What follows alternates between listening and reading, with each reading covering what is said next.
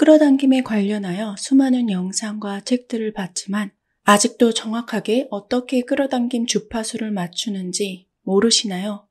주파수를 제대로 맞춘 것 같긴 한데 어째 영 되는 게 없네? 하시나요? 혹시 끌어당김을 하시면서 가장 우선시 되어야 하는 이것을 빠뜨리고 있지는 않으실까요? 영혼까지 자극하는 터칭 소울, 저는 디나입니다. 끌어당김의 법칙은 나와 내 주변에 일어나는 일들을 나의 생각과 감정에 반영하여 원하는 결과를 이끌어내는 원리입니다. 말 그대로 나의 생각과 감정이 제대로 잘 반영이 되어야 결과를 끌어내게 되는 거죠. 그것을 하기 위해서 시각화도 있고 심상화, 그리고 소원 100번 쓰기, 자기 암시나 확언 등 여러 가지가 있습니다. 시크릿이라는 책을 읽었거나 관련 영상을 보신 분들은 이미 알고 계실 거예요. 끌어당김의 기본 3단계. 구하라, 믿어라, 받아라. 제가 생각하기에는 믿어라가 1단계가 되어야 되는 게 아닌가라는 생각을 합니다. 왜냐하면 아주 기초적인 믿음이 없으면 구하지도 못하는 것 같더라고요. 하지만 이제부터 나는 믿어야지, 잘 된다고 생각해야지 한다고 해서 쉽게 그 마음이 생기나요? 그 믿음이 쉽게 생기지는 않으실 거예요. 현실이 전혀 안 바뀌고 있는 것 같은데 어떻게 그 믿음이 생기겠어요? 당연합니다. 믿지 못하는 나의 생각과 감정을 가만히 들여다보신 적 있으신가요? 그 생각과 감정을 파고 들어가다 보면 그 내면에는 아마 어떠한 사정이 있으실 겁니다. 내가 열심히 노력해서 돈을 벌었지만 어떠한 사정 때문에 가족들에게 돈을 보태줘야 했다면, 내가 열심히 또 해봤자 어차피 나는 평생 돈을 제대로 못 모을 거라는 생각이 들겠죠. 사기를 당했어도 마찬가지입니다. 몇 년 노력한 것이 하루아침에 사라져버리면 내가 어떻게 참으면서 살아왔는데 이런 일을 왜 내가 겪어야 하는 거야? 하늘도 참 무심하다. 어떻게 나한테 이럴 수가 있냐? 할 겁니다. 어떤 사람 때문에 내가 말 못할 괴롭힘을 당했을 때 혹은 당하고 있다면 좋은 생각을 하기에는 정말로 힘들 거예요. 내가 잘해봤자, 내가 좋게 생각해봤자 세상이, 내 환경이 그러지 못한데 어떻게 내가 바꿀 수 있겠어? 라는 생각이 절로 들 겁니다. 그 모든 것들의 주된 원인, 나의 내면이 복잡한 상태에 있다면 어떤 것도 믿어지지가 않고 구할 수도 없게 됩니다. 만약 운이 좋아서 나에게 기회나 행운이 왔다고 하더라도 내 내면이 복잡한 상태에서는 그것을 알아차리지 못할 것이고 받아내지도 못하게 됩니다. 그래서 그 무엇보다 우선시 되어야 할 내면의 평화를 찾는 방법, 마이클 싱어의 책 상처받지 않은 영혼에 대해서 간단하게 소개하고자 합니다. 우리는 각자의 삶 속에서 상처와 고통을 경험하게 됩니다. 어떠한 상처나 걱정, 고통을 전혀 안 받는 사람은 세상에 단 한 사람도 없을 거예요. 돈이 많거나 건강하면 아무런 상처 없이 잘 살 거라고 생각하겠지만 그런 생각은 현재 내가 가지지 못한 것이 내 인생의 큰 기준이 되면서 나오는 과대망상일 뿐 현실은 그렇지 않습니다. 이 책은 그러한 내적으로 힘든 상황 속에서 어떻게 자유로움과 평화를 찾을 수 있는지를 알려줍니다. 크게 핵심이 되는 4가지를 마이클 싱어는 이렇게 설명하였습니다. 첫 번째, 내면의 관찰자. 내면의 경험을 관찰하는 능력을 개발하게 되면 자신의 정체성과 정신적인 자유를 넓히게 된다 라고 말하는데요. 양자역학과 관련지어서 끌어당김의 법칙을 설명하고 있는 책들이나 영상이 이미 많이 있기 때문에 아시는 분들이 많으실 거예요. 관찰자에 의해 물질의 상태나 사건이 변화하게 된다 라고 하죠. 관찰자는 우리의 생각, 감정, 신체적인 감각에 주의를 기울이는 역할을 합니다. 명상 등으로 내 안의 나에게 주의를 기울일 때 더 큰 의식의 경험을 할 수 있게 되는데요. 자아의 흐름에서 벗어나고 내면의 관찰자로서 감정과 생각을 관찰하는 능력을 갖추면 자신을 더 이상 그 고통이나 시련 등에 묶이게 하지 않고 자유로워지게 만들 수 있습니다. 쉽게 설명드리자면 제3자의 입장에서 나를 바라보는 것입니다. 지금 내가 가장 사랑하고 있는 사람을 떠올려 보세요. 그 사람이 어떠한 고통을 받고 있다고 생각해 보는 겁니다. 예를 들어서 내가 가장 사랑하는 사람이 상사한테 된통 깨져서 씩씩거리면서 당장 사표를 써버리겠다고 나에게 하소연을 하고 있습니다. 그러면 여러분은 내가 사랑하는 그 사람에게 어떤 조언을 해주실 것 같으신가요? 어떤 말로 위로하고 어떤 행동으로 고통받고 있는 내 그 소중한 사람을 지켜주고 보듬어주고 싶으신가요? 그 고통을 겪고 있는 사랑하는 사람이 다른 누군가가 아니라 바로 나라면 나는 그런 나에게 어떤 말과 어떤 감정, 어떤 행동을 나누고 싶은지를 보는 것. 제3자의 입장인 내면의 내가 표면적인 나를 그대로 보는 것. 그렇게 되면 좀 더 객관화를 시킬 수 있고 자연스럽게 그 틀에 묶이지 않게 됩니다. 두 번째, 상처와 고통에 직면하기. 앞서 말했듯이 우리는 모두 상처와 고통을 경험합니다. 대부분의 사람들은 현재 닥친 고통이 너무 힘들어서 일단은 피하려고 들죠.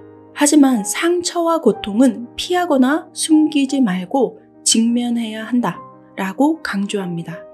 상처를 받아들이고 그 상처들이 우리 존재의 일부로서 인정해야 한다고 말하죠.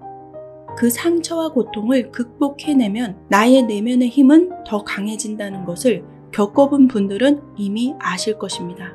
당장 피한다고 해서 그 고통은 사라지지 않습니다. 제대로 직면하고 넘어가지 않으면 어떠한 다른 사건이 있을 때마다 계속해서 떠오르고 계속 자신을 더 심하게 괴롭히게 될 겁니다.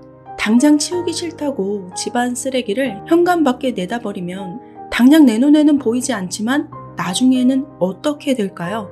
그 쓰레기들이 쌓이고 쌓여서 나중에는 내가 현관문을 열 수도 없게 돼버릴 겁니다. 과거와 비슷한 고통을 겪고 있을 때 과거에도 이겨냈으니까 나는 또 이겨내겠지? 나는 이미 그런 힘을 가지고 있어. 라는 식으로 성장 단계를 밟아가고 있다고 닥친 현실을 자연스럽게 받아들입니다. 그렇게 생각하는 것만으로도 고통이 반은 줄어들었다는 것을 느끼게 됩니다. 세 번째, 현재, 지금 이 순간에 집중하기. 과거의 경험이나 미래에 대한 불안에 집착하여서 살다 보면 내면의 평화를 찾기 어렵습니다. 현재 이 순간에 집중하고 실제 경험을 하면서 살아가라고 조언하고 있습니다. 지금 이 순간에 집중함으로써 우리는 실제로 존재하는 순간인 지금에 대해서 더 많은 통찰력과 평온을 얻을 수 있게 됩니다. 어떤 분이 댓글로 과거에 고통받거나 학대받아서 트라우마를 겪고 있는 사람들은 우주가 만들어낸 창조의 희생양이냐고 물으신 적이 있습니다. 이겨낼 힘이 내재되어 있기 때문에 그러한 시련을 겪었고 그랬기에 그것을 견뎌내고 현재 살아가고 있는 것입니다. 라고 답변을 했습니다만 아마 마음에 와닿는 답변은 아니었을 거예요. 내가 잘못도 안 했는데 태어날 때부터 희생양이 되어야 할 이유가 나한테 있을까요? 트라우마가 남아서 힘들다는 이유로 과거에 살고 있는 사람이 많습니다. 그것을 이겨내는 방법은 꾸준한 자가치유입니다. 자꾸만 많은 경험을 해서 세상에는 나쁜 사람만 있는 게 아님을 스스로 깨달아야 합니다. 또 나를 학대하는 사람을 만나면 어쩌지? 하는 생각은 또 그런 사람을 만나게 하는 원인이 됩니다. 그 생각을 치유하고 직면하고 싸워낸 다음에 누군가를 만나야 그래야 내가 원하는 사람을 만날 수 있게 됩니다. 자기 얘기 아니라고 그냥 좋은 말만 해주는 거 아니야? 라고 생각하실 수 있습니다. 저도 경험이 있는 부분입니다. 더 이상 과거에 집착하지 말고 자꾸만 반복적으로 나는 트라우마 있다고 생각하지 말고 나는 더 이상 과거의 내가 아니다 라고 확언하시면서 현재 바로 지금을 사는 것에 집중하시기 바랍니다. 그래야 원하는 게 무엇이든 끌어당겨지기 시작합니다. 네 번째, 편견과 신념 극복하기. 우리는 알게 모르게 편견과 고정된 신념에 얽매여 살아가고 있습니다. 이 한계를 극복해야 내면의 평화와 자유를 찾을 수 있습니다.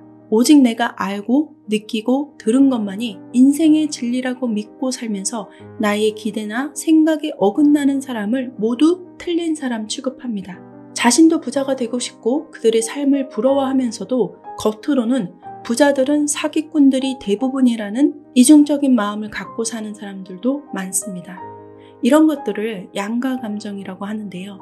하나의 대상에 정반대되는 생각을 갖는 것을 말합니다. 이러한 이중적인 마음은 충분히 내가 바라는 이상적인 삶을 살 수 있는데도 그동안 겪은 경험상의 신념과 편견으로 이 모든 생각들을 무기력화시킵니다. 내가 틀릴 수도 있구나. 저 사람 말에도 일리가 있네. 내가 알고 있는 것이 전부가 아니구나. 라는 생각을 자주 해버릇하면 조금씩 내면의 평화가 찾아오는 것을 느끼게 되실 거예요. 왜 저 사람은 저렇게밖에 생각 못하지? 보다는 저 사람은 저렇게 생각하는구나 정도로 상대를 이해하려는 마음이 필요합니다. 세상에는 수천 수만 가지 음식이 있는데 마치 지금까지 내가 먹어본 것과 내가 알고 있는 맛집이 전부라고 믿고 사는 것, 그것이 편견이고 잘못된 신념이라는 것을 빠르게 이해할 수 있지만 사람들은 가끔 생각은 다양하지 않다고 생각하곤 합니다. 어느 한 사람, 다 똑같은 사람이 없듯이 생각도 각 개인마다 다르고 각 개인마다 신념과 인생 가치관이 다릅니다. 나와 다르다고 해서 짜증내고 화내는 것은 그 사람을 괴롭히는 게 아니라 바로 자기 자신을 괴롭히고 있는 것입니다. 열린 마음과 생각의 유연성을 갖추려고 조금씩 노력하시다 보면 갇혀있던 자아의 틀을 벗어나게 되고 성장하고 있는 자기 자신을 마주할 수 있게 됩니다. 말을 길게 쭉 늘어놓아서 그렇지 어려운 것은 없습니다. 그렇다고 쉽지도 않은데요. 언제나 그랬듯 그 모든 것은 우리 본인 자신의 선택입니다. 내가 어떻게 생각하기로, 내가 어떻게 마음을 쓰기로 결심하느냐에 따라서 내 인생은 달라집니다. 과거의 고통과 실패를 계속 상기한다면 끌어당김은 절대 될 수가 없을 겁니다. 어제가 내 인생의 전부가 아니에요. 우리에게는 오늘도 있고 내일도 있습니다. 그 무엇도 그 누구도 내 인생이 희생되어야 한다고 말할 수 없습니다. 내가 내 스스로를 세상의 희생양으로, 창조의 희생양으로 만들지 마세요. 힘든 세상을 행복하게 만드는 방법은 딱 하나입니다. 가장 빠른 방법, 바로 내 마음을 바꾸는 것입니다. 그것이 가장 강력한 방법이라는 것을 꼭 기억해 주세요. 감사합니다.